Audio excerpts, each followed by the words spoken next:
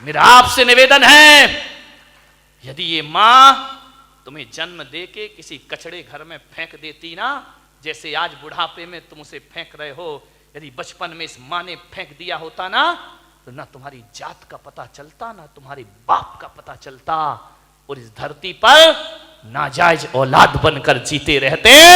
कोई तुमसे शादी करने को तैयार नहीं होता मेरे भाई। माँ बाप ने जिंदगी भर अपना चरित्र बचाया है, इस माँ ने अपने सतीत्व को बचाया है, उस पिता ने अपने चाल चलन को सुधारा है, तब जाकर तुम इस समाज में इज्जत की जिंदगी जी रहे हो मेरे भाई। ध्यान रखिए, ये इज्जत भी माँ बाप से मिली है, ये नाम भी माँ बाप से मिला है, और तुम्हें डॉक्टर बनाने से पहले तुम्हें डॉक्टर बनाने का सपना माँ बाप ने देखा था, तुमने बाद में, तुम्हें तो अकल भी नहीं थी, तुम्हें तो समझ भी नहीं थी कि इंजीनियर क्या होता है, डॉक्टर क्या होता है। माँ बाप तुम्हें बनाते हैं। आज तुम जहां भी हो, संतों की बदौलत, भगवान की बदौलत हो या ना हो, माँ बाप की बदौलत आज तुम जहां पर भी हो। ध्यान रखिए, माँ बाप का हाथ है इसमें। बूढ़ा दुखी हो गया, बहुएं पसंद नहीं करती, घर जाता बूढ़ा तो ऐसा लगता जैसे किसी जेल में प्रवेश कर रहा हो। पत्नी भी नहीं, फोटो लगी है पत्नी की, लेटा हुआ है पलंग पर, कभी पत्नी को देखता है, कभी अपने आप को देखता है। रात कटती है करवट में, पता नहीं चलता कितनी लंबी रात है। यूं तो अमावस 15 दिन में एक बार आती है, लेकिन उस बूढ़े की जिंदगी में तो अमावस ही अमावस थी, पूर्णिमा तो कभी आ ही नहीं पाई। सुबह ताने भरे शब्दों से नाश्ता मिलता, उलाहना दे करके 2 रोटी मिलती, करते क्या हो तुम यहां बैठे बैठे? कुछ नहीं बोला बूढ़ा। ठीक है, जाए भी तो जाए कहां? बड़ा दुखी था, मर भी नहीं सकता, मौत भी नहीं आती, जी भी नहीं सकता, जीने जैसा कुछ बचा भी नहीं है। बहुत दुखी हुआ बूढ़ा। थोड़ा बहुत टहलाता, यार दोस्तों में बैठता, शरीर में ताकत नहीं, कुछ कमाए, कुछ मेहनत करे, फिर घर लौट आता, और घर लौटता तो ऐसा लगता कि किस दरिंदगी की जिंदगी में मैं वापस लौट आया हूं। कोई ढंग से बात नहीं करता, बेटे के पास टाइम नहीं, वो क्लिनिक से आता, वो साइट से आता नहाता धोता, टीवी के सामने बैठ जा। बूढ़े बाप से कोई कुछ नहीं पूछता। मैं युवाओं से निवेदन करूंगा, बूढ़े माँ बाप को बुढ़ापे में कुछ नहीं चाहिए, कुछ नहीं चाहिए। कोई बूढ़े माँ बाप नहीं कहेंगे अच्छा कमरा दो, अच्छा बंगला दो, गाड़ी दो, मोटर दो, अच्छा खाना दो, कोई माँ बाप नहीं। आपसे निवेदन है, जब कोई बेटा विदेश जाता है ना घूमने के लिए, पढ़ने के लिए, यदि वो पत्नी से पूछता है क्या लेकर आऊं, पत्नी कहती मेरे लिए हार लेकर आना। बच्चे से पूछता बेटा तेरे लिए क्या लेके आऊं, वो कहता है मोबाइल लेके आना। बहन से पूछता है तेरे लिए क्या लेकर आऊं, वो कहती अच्छे से सूट लेकर के आना। लेकिन जब मां से पूछता है मां मैं विदेश जा रहा हूं, बता तेरे लिए क्या लेकर आऊं, तो मां कहती मेरे पास सब कुछ है मेरे बच्चे, कुछ लाए या ना लाए, मेरा लाल तू वापिस आ जाए, इससे बड़ा उपहार मेरे लिए दुनिया में कोई दूसरा नहीं। एक मां है जो केवल तुम्हें चाहती है, तुम्हें बस, बाकी सारे रिश्ते तो तुमसे कुछ चाहते हैं। ध्यान रखिए, तुम्हें चाहने वाला कौन है? मान्यवर, क्या चाहिए एक बूढ़े मां बाप को? पत्नी डिमांड कर सकती है साड़ी की, आभूषण की, माँ बाप तो नहीं करते। कोई उन्हें अच्छा पहनना नहीं चाहिए, उन्हें अच्छा कपड़ा नहीं चाहिए, उन्हें तो सब जीवन जी लिया है। ध्यान रखना, लड़कों से मेरा निवेदन है, बूढ़े माँ बाप को केवल प्रेम के 2 शब्द चाहिए।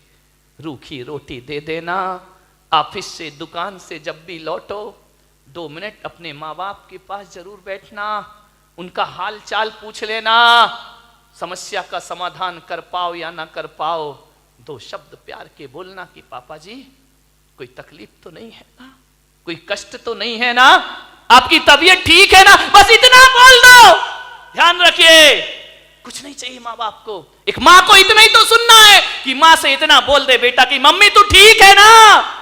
मैं आज आपसे पूछता हूं, एक सच्चा बेटा होगा तो आज जाके घर में माँ बाप से पूछेगा कि माँ बाप, माता पिता, जब तुमने मुझे जन्म दिया था क्या सोच के जन्म दिया था? एक बात पूछना प्रश्न अपनी माँ बाप से, क्या सोच के तुमने जन्म दिया था मुझे? आप बताओ पिताजी, जैसा आपने सोचा था मैं उसके अनुसार हूं या नहीं हूं? पूछ लो एक बार अपने माँ बाप से। किन अरमानों से जन्म दे के पाल पोस के बड़ा किया था, मैं आपकी इच्छाओं के अनुरूप जीवन जी रहा हूं या नहीं जी रहा हूं? और माँ बाप यदि कुछ ना बोले तो समझना कि तुम अभी वैसा जीवन नहीं जी रहे हो। और मैं पुलक सागर आपको कहता हूं कि माँ बाप यदि चुप हो जाएं तो कसम खा लेना कि आज से मैं माँ बाप के अनुसार जिंदगी जीने का प्रयास करूंगा। ध्यान रखिए, और जो बेटा ऐसा कर लेगा वो किसी संत से कम नहीं हुआ करता है बेटा। ओम नमः सिद्धेभ्यः।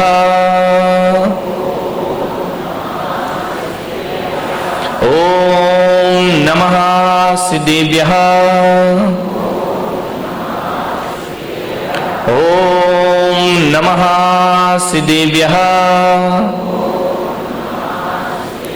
यदर्चा भावेन प्रमुदितमना दर्दुरेह क्षणादासीत् स्वर्गी गुणगण समृद्ध सुखनिधि लभन्ते सद्भक्ता शिव सुख समाजम किमु तदा।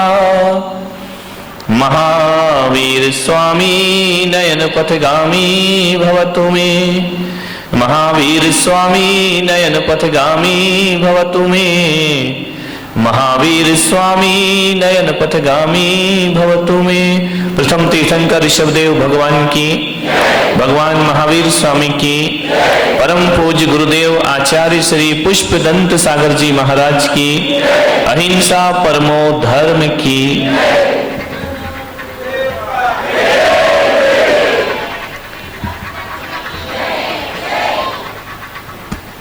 प्यारी प्यारी भव्य आत्मा, आज की जो समस्या है बड़ी सार्वजनिक समस्या है। बड़ा ना सार्वजनिक इसलिए है कि ऐसा नहीं है कि क्रोध मात्र एक जाति धर्म विशेष को आता हो। क्रोध सबको आता है। बच्चे को भी क्रोध आता है, बड़ों को भी क्रोध आता है, जवान को भी क्रोध आता है, बुजुर्ग को भी क्रोध आता है, जैन को भी क्रोध आता है, अजैन को भी क्रोध आता है, हिंदू भी क्रोध करता है, मुसलमान भी क्रोध करता है, और तो और राजस्थानी भी क्रोध करता है, पंजाबी भी क्रोध करता है, महाराष्ट्र का भी आदमी क्रोध करता है, और भारत का ही नहीं पूरी दुनिया में क्रोध आया कर। ध्यान रखना, चाहे अमेरिका हो, रूस हो, जापान हो, पाकिस्तान का तो पूछो ही मत, 24 घंटे क्रोध में रहता है। ध्यान रखिए, सबको क्रोध आता है दुनिया में। ऐसा कोई नहीं जिसे क्रोध ना आए। मानिए बात,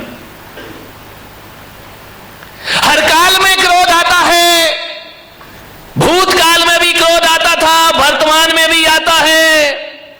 और ज्ञान गंगा महोत्सव को यदि अच्छे से आत्मसात कर लिया तो भूत और भविष्य की तो मैं गारंटी नहीं ले सकता हूं, भूत और वर्तमान की गारंटी नहीं ली जा सकती है, लेकिन इन सूत्रों को जी लिया तो ध्यान रखना, भविष्य में क्रोध पर काबू किया जा सकता है, क्रोध को रोका जा सकता है। क्रोध बहुत बड़ी समस्या है। महिलाओं को आता है, नहीं आता है?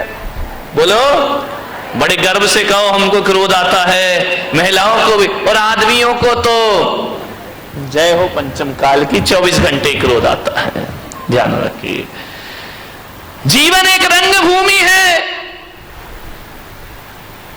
जीवन एक उत्सव है, जीवन एक महोत्सव है। आपसे निवेदन है, रंग भूमि को रणभूमि मत बनाइए, जीवन में रंग भरने का प्रयास करिए। मन शांत नहीं है आदमी का। आज इतना क्रोध